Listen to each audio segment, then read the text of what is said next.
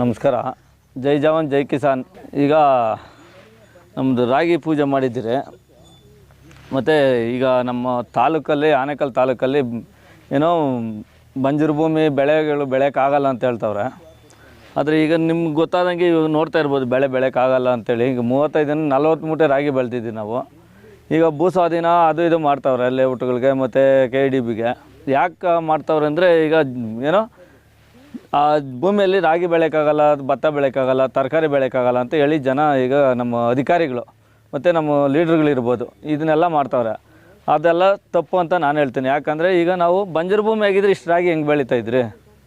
ಬಂಜರು ಭೂಮಿ ಅಂತ ಹೇಳೋಕ್ಕೆ ಸಾಧ್ಯನೇ ಇಲ್ಲ. ಇಂಥ ಮಳೆಯಲ್ಲಿ ನಾವು ಎಷ್ಟು 8ನೇ ತಿಂಗಳು ಆಗಸ್ಟ್ 15ನೇ ತಾರೀಕು ಕಳ್ಕೊಂಡು ಆಮೇಲೆ ರಾಗಿ ಚೆಲ್ಲಿರೋದು. ಆವಾಗೂ ಇಷ್ಟು ರಾಗಿ ಬಂದಿದೆ ಅಂದಮೇಲೆ ಯಾವ ಥರ ಭೂಮಿ ಫಲವತ್ತತೆ ಇದೆ ಅನ್ನೋದು ನಿಮ್ಗೆ ಅರ್ಥ ಆಗ್ತಾ ಇರ್ಬೋದು. ತುಂಬ ಇದರಲ್ಲಿ ಏನೋ ಮಹತ್ವ ಇದೆ ಮಳೆಗೆ.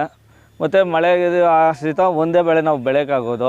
ಹಣ ಒಂದು 35-40 ಮೂಟೆ ಆಗ್ಬೋದು. ಇದು ಇಲ್ಲ 3 ಎಕರೆ ಒಂದು 2 ಗುಂಟೆ 3 ಗುಂಟೆ ಬರ್ಬೋದು. ಆ 2 ಗುಂಟೆ 3 ಗುಂಟೆ ಬರ್ಬೋದು, ಆಳುಮುಳು ಹೋಗಿರ್ತದೆ. ಮಿನಿಮಮ್ 3 ಎಕರೆ ಒಂದು 35-40 ಮೂಟೆ ಬರ್ಬೋದು ಈಗ ನನ್ನ ಇದು. ಆಮೇಲೆ ಈಗ ಮಳೆಗೆ ಬೆಳೆದಿರೋಂಥದ್ದು ಇದು. ಯಾವುದೇ ನೀರು ಕಟ್ಟೆ ಆಗಲಿ, ಬೋರ್ ನೀರಾಗಲಿ, ಇಲ್ಲ ಹೊಳೆ ನೀರು ಇನ್ನೊಂದಿಲ್ಲ. ಆಮೇಲೆ ಆಗಸ್ಟ್ 15ನೇ ತಾರೀಕು ಮೇಲೆ ನಾನು ರಾಗಿ ಚೆಲ್ಲಿರೋದು. ಆದ್ರೂ ಈ ಥರ ರಾಗಿ ಬಂದಿದೆ, ಚೆನ್ನಾಗಾಗಿದೆ ಈ ಸತಿ ಬೆಳೆಗಳು ಎಲ್ಲರದ್ದು, ನಮ್ಮದೇ ಅಂತಲ್ಲ. ಯಾಕಂದರೆ ನಮ್ಮ ತಾಲೂಕಲ್ಲಿ ಎಲ್ಲ ಭೂಮಿನೂ ಫಲವತ್ತತೆಯಾಗಿದೆ.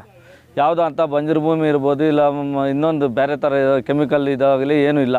ಯಾಕಂದರೆ ಒಳ್ಳೆ ಭೂಮಿ, ಅದರಿಂದ ಒಳ್ಳೆ ಫಸಲು ಬಂದಿದೆ, ಒಳ್ಳೆ ರಾಗಿನೂ ಬಿದ್ದಿದೆ ನಮಗೆ. ನಾನು MR6 ಹಾಕಿದ್ದು ಬ್ಯಾಗ್ ರಾಗಿ. ಈಗ ಕೆಲವರೆಲ್ಲ ಬೋಂಡ ರಾಗಿ ಹಾಕ್ತೀನಿ ಅಂತ ಹೇಳಿದ್ರು. ಬೋಂಡ ರಾಗಿಕ್ಕಿಂತ MR6 ಬಂದಿದ್ದಲ್ಲ ಯಾಕಂದರೆ ಅದು 7ನೇ ತಿಂಗಳು ಸ್ಟಾರ್ಟಿಂಗ್ ಹಾಕಬೇಕಿತ್ತು. ನಾವು 8ನೇ ತಿಂಗಳು ಆಗಸ್ಟ್ 15ನೇ ತಾರೀಕು ಮೇಲೆ ಹಾಕಿರೋದು. ಆದ್ರೂ ತುಂಬ ಚೆನ್ನಾಗಿ ಬಂದಿದೆ. ಒಂದು 35-40 ಮೂಟೆ ನನ್ನ ಆವ್ರೇಜು. ರಾಗಿ ಬೆಳೆಯೋರು ಎಲ್ಲಿ ಹೋಗ್ಬೇಕಂದ್ರೆ ನಮ್ಗಾಗಷ್ಟು ನಾವು ಬೆಳ್ಕೊತಾ ಇರ್ತೀರ.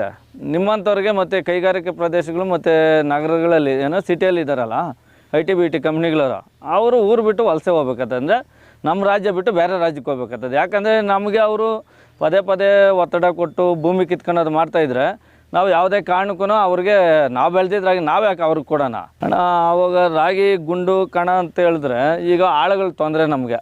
ಯಾಕಂದರೆ ಆಳುಗಳು ಯಾರು ಸಿಗ್ತಾಯಿಲ್ಲ ಊರುಗಳಲ್ಲಿ. IT-BT ಕಂಪ್ನಿಗಳು, ಗಾರ್ಮೆಂಟ್ಸ್ಗಳಂತೆ, ಈ DHLಗಳು, ಆಳುಮೂಳು ಸಿಕ್ಕಾಪಟ್ಟೆ ಬಂದಿರೋದ್ರಿಂದ ಒಂದು ಕೂಲಿ ಜನಕ್ಕೆ ಮಿನಿಮಮ್ 1000-1200 ರೂಪಾಯಿ ಇದೆ.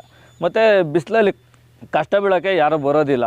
ಯಾಕಂದರೆ ನೆರಳಲ್ಲಿ AC ರೂಮಲ್ಲಿ ಯಾವುದೋ ಬಂದಷ್ಟು ಬರಲಪ್ಪ ನಮಗೆ ಸಾಕು ಅನ್ನೋ ಮಟ್ಟಕ್ಕೆ ಇರೋದ್ರಿಂದ ನಾವು ಮಿಷಿನ್ನೇ ಆವರಿಸ್ಕೊಬೇಕಾಗಿದೆ. ಈಗ ಮಿಷಿನ್ಗೂ ಮತ್ತು ನಾವು ಕೈಯಲ್ಲಿ ಕೊಯ್ದು ಗುಂಡಲ್ಲಿ ಹೊಡೆಯೋದಕ್ಕೆ ವ್ಯತ್ಯಾಸ ಏನಂದರೆ, ಆಗ ಫಸ್ಟು ರಾಗಿ ಕೊಯ್ದು ನಾವು ಹೊಲದಲ್ಲಿ ಬಿಟ್ಟು ಕಟ್ಟು ಹಾಕಿ ಮತ್ತು ಮೆದೆ ಹಾಕ್ಯಾರೆ. ಮೆದೆ ಹಾಕಿದವಾಗ ಏನಕ್ಕೆ ಹಾಕ್ಯಾರೆ ಅಂದರೆ ರಾಗಿ ಒಮ್ಮೋದು ಮತ್ತು ಕುದುರೋದು ರಾಗಿ ಒಂದಷ್ಟು ದಿನ ಹಸಿ ಕಾಳು ಇನ್ನೊಂದು ಏನೇ ಇದ್ರೇನೋ ಒಂದು ಡ್ರೈ ಆಗೋದು. ಈಗ ಅದೆಲ್ಲ ಆಗೋಕ್ಕೆ ಚಾನ್ಸ್ ಇಲ್ಲ. ಯಾಕಂದರೆ ಈಗ ಇವತ್ತು ಕೊಯ್ತೀರಿ, ಇವತ್ತೇ ಖಾಲಿ ಆಗ್ತಾ ಇರ್ತದೆ. ಒಂದು ದಿನದಲ್ಲಿ ರಾಗಿ ಮಾಡ್ಕೊಬರ್ಬೋದು. ಈ ಹಸಿ ರಾಗಿ ಎಲ್ಲನೂ ವೇಸ್ಟ್ ಆಗ್ತಾ ಇರ್ತದೆ. ಅಲ್ಲಿ ಸ್ವಲ್ಪ ಅಂದರೆ ಜಾಸ್ತಿ ವೇಸ್ಟ್ ಆಗೋಲ್ಲ. ಅದಕ್ಕೆ ಇದಕ್ಕೆ ಒಂದು ಮೂಟೆ ವ್ಯತ್ಯಾಸ ಬರ್ಬೋದು ನನಗೆ ಗೊತ್ತಿದ್ದಂಗೆ, ನಾನು ಬೆಳೆದಿರೋ ಪ್ರಕಾರ. ಬೇರೆಯವರು 100 ಹೇಳ್ಬೋದು, ಅದು ನಮ್ಗೆ ಗೊತ್ತಿಲ್ಲ. ಯುವ ರೈತರಿಗೆಲ್ಲ ನಮ್ಮ ಸಂದೇಶ ಏನಂದರೆ, ಈಗ ರಾಗಿ ಬೆಳೆಯೋಕ್ಕಾಗಲ್ಲ, ಅದರಿಂದ ನಮಗೆ ವರಮಾನ ಇಲ್ಲ, ಮತ್ತು ಬೆಳೆದ್ರೆ ಲಾಸು ಅಂತ ಹೇಳ್ತಾರೆ. ಅದರಲ್ಲಿ ಲಾಸ್ಗಿಲ್ಲ. ಯಾಕಂದರೆ ಈ ಸತಿ ನಾನು ಮಾಡಿರೋ ಖರ್ಚು ಕಮ್ಮಿನೇ. ಏನೋ ಟ್ಯಾಕ್ಟ್ರಲ್ಲಿ ಉಳುಮೆ 2 ಸತಿ ಮಾಡಿಸಿದ್ದೀನಿ, ಟ್ಯಾಕ್ಟ್ರಲ್ಲೇ ಗುಂಟೆ ಹಾಕ್ಸಿದ್ದೀನಿ 2 ಸತಿ, ಒಂದು ಮತ್ತು ಕಟ್ಟಿಂಗು ಮಾಡಿಸ್ಕೊಂಡು ಬಂದಿರೋದು ಇಷ್ಟೇ. ಇದು ಬಿಟ್ಟರೆ ಯಾವುದೇ ಖರ್ಚು ನಾನು ಮಾಡಲಿಲ್ಲ. ಈಗ ಒಂದು 30-40 ಮೂಟೆ ರಾಗಿ ಅಂದರೆ ಇವಾಗ 4800 ಚಿಲ್ಲರೆ ಇದೆ ಮೂಟೆ.